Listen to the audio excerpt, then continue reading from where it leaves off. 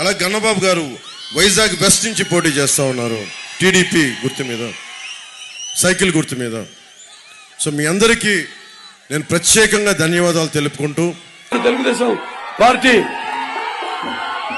పశ్చిమ అభ్యర్థి అయిన గణబాబు గారిని సైకిల్ గుర్తుకి మీ ఓటు వేసి అందరినీ కూడా గెలిపించవలసిందిగా మనస్ఫూర్తిగా కోరుతున్న Telugu Desam. Ganababu Visakhapatnam west.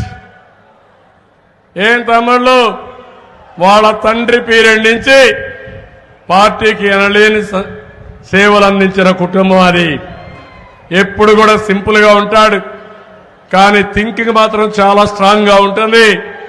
Constituency nurturing కూడా పర్ఫెక్ట్ గా ఉంటుంది.